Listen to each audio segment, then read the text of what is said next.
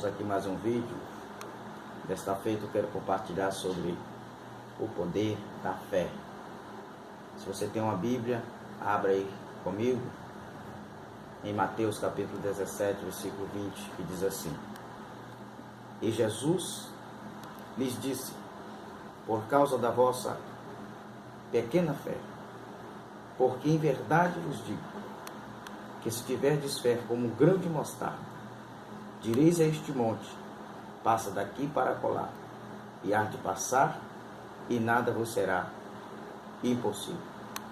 Aqui nós temos um relato que aconteceu com os discípulos. Esta pergunta surge devido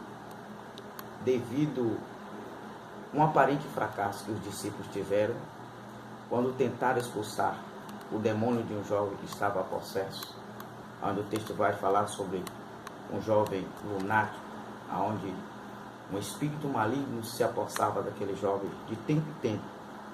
E o seu pai trouxe aos seus discípulos, e os discípulos não puderam expulsar o demônio daquele jovem.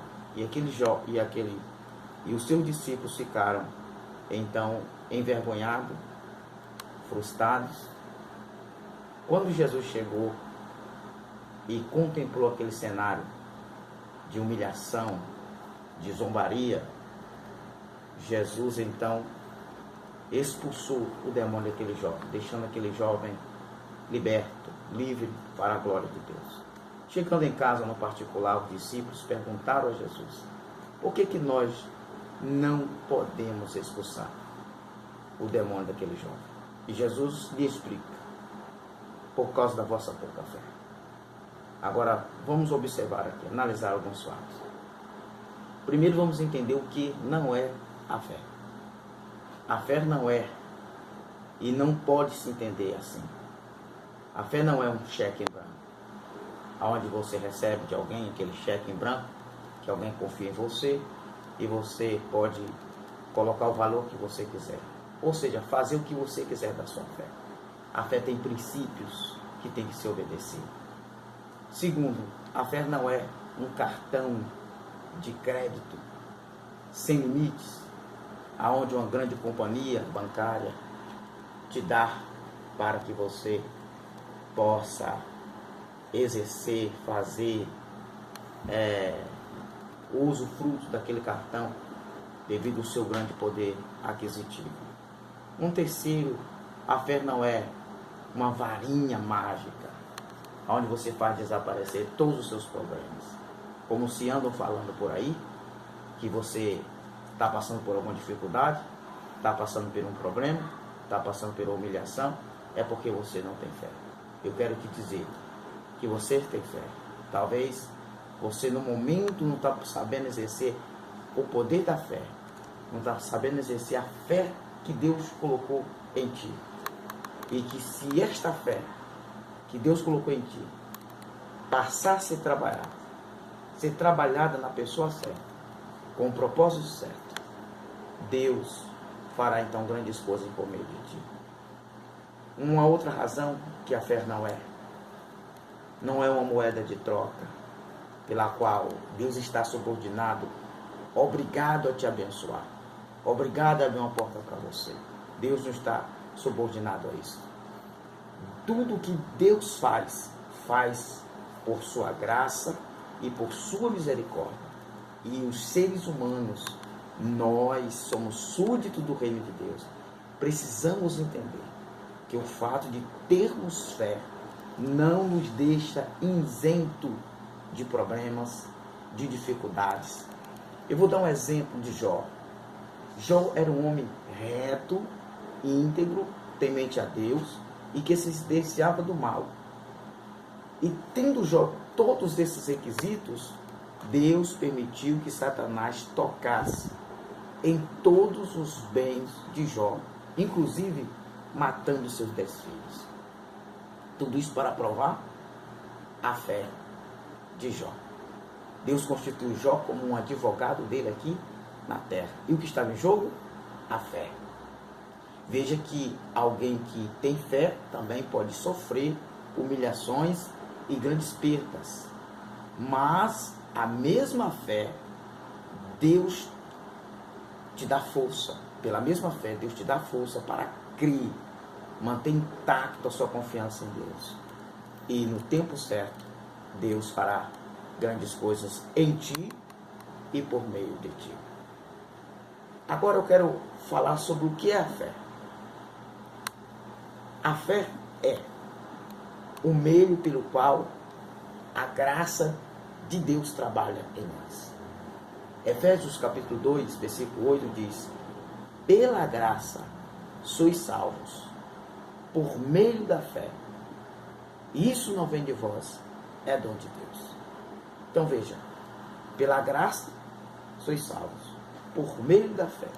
Então a fé não é um mérito, não, uma obra, algo que eu faço para merecer. A fé é um caminho, é um meio que a graça de Deus trabalha para nos alcançar. Um outro princípio que nós podemos entender sobre o que é a fé. A fé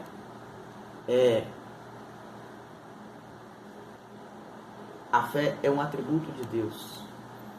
A fé, ela é um firme fundamento. É o alicerce que Deus trabalha.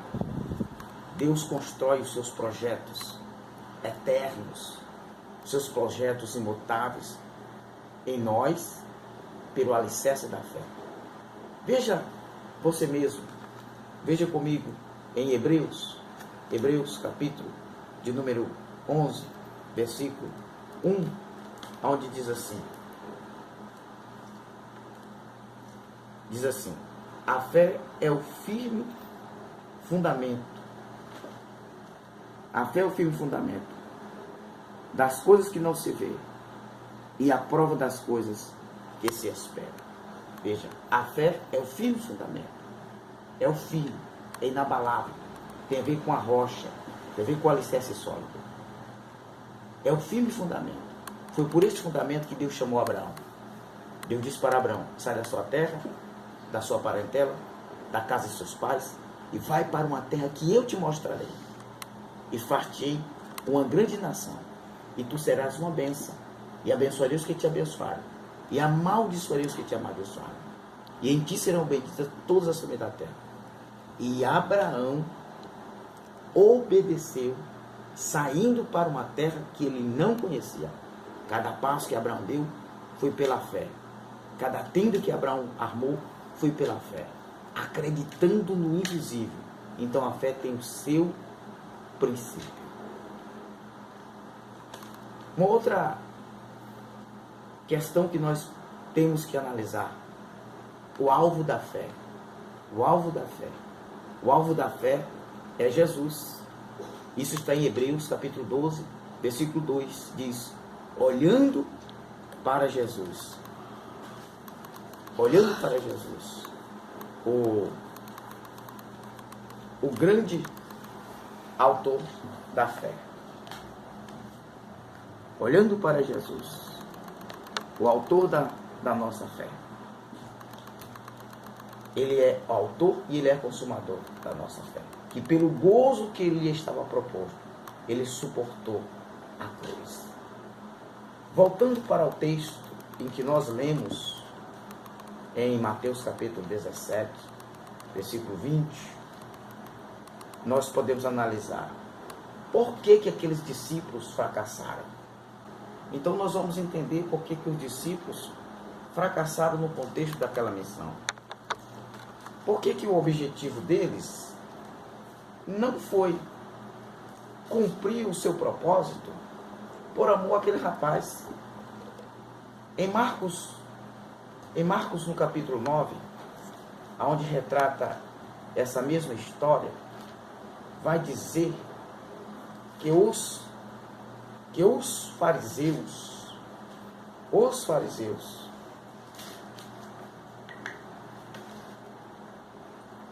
vai dizer que os fariseus e uma grande multidão foi quem propôs para aqueles discípulos curar aquele rapaz. Foi quem propôs àqueles discípulos para expulsar o demônio daquele rapaz. Talvez dizendo, vocês não podem fazer isso. Vocês não têm condição de resolver esse problema. E eles, para provar a sua fé, saindo de um contexto de humildade, saindo de um contexto de dependência de Deus, eles então foram e fracassaram. A fé tem um princípio, e esse princípio tem que ser obedecido. Não é porque alguém... vou dar um exemplo simples. Eu tenho um amigo que abriu uma igreja, e ele foi chamado para abrir a igreja. E ele prosperou na sua igreja, ganhou muitas almas, fez sucesso. Então, logo eu que não tenho chamado, visando dinheiro, visando crescer, visando se dar bem, vou abrir uma igreja, porque meu amigo fez isso e se deu bem, mas meu amigo tem um chamado, o meu amigo está fazendo pela fé. O que nós temos que entender é que a fé é o elemento principal para o nosso culto. A fé é o elemento principal para a nossa adoração. Se eu prego, tem que ser pela fé. Se eu oro, tem que ser pela fé. Se eu expulso o demônio, tem que ser pela fé. Está escrito em Hebreus 11, versículo 6, que sem fé é impossível agradar a Deus. É necessário que todo aquele que se aproxima de Deus creia que Ele existe e que Ele é galardoador dos que o buscam. Então, sem fé é impossível agradar a Deus. Tudo que a gente faz que não é por fé é pecado. E aqueles discípulos queriam provar que eles eram poderosos. Enquanto o Senhor Jesus estava no monte, orando com Pedro, Tiago e João, os outros discípulos estavam cá embaixo, querendo mostrar que eram poderosos. E a fé não é para ostentar que somos poderosos. A fé é um meio pelo qual nos relacionamos com o Pai, o Todo-Poderoso, o Senhor dos Senhores. Agora veja que contraste. Jesus não está criticando o fato de alguém ter uma fé pequena. Jesus não está questionando o fato de alguém ter uma fé baixa. Jesus está falando de alguém ter uma fé fora dos seus objetivos, fora dos seus ideais. Veja que ele diz assim, vocês são de pequena fé. Aí ele pega, faz uma metáfora, usando a menor semente que se tem na terra, a menor semente das hortaliças, um grão de mostarda. E disse, se você tiver fé como um grão de mostarda, direis a este monte, passa daqui para acolá, e ele há que passar. Veja, tem gente que tem a fé do tamanho de uma montanha, mas não consegue mover um grão de mostarda. Não é isso que Jesus quer. Jesus quer que sua fé seja pequena, dependente de Deus, que a sua essência é poderosa em Deus, porque a fé, ela é sobrenatural, ela vem de Deus, como está em Romanos capítulo 10, versículo 17, que a fé vem pelo ouvir, e ouvir a palavra de Deus.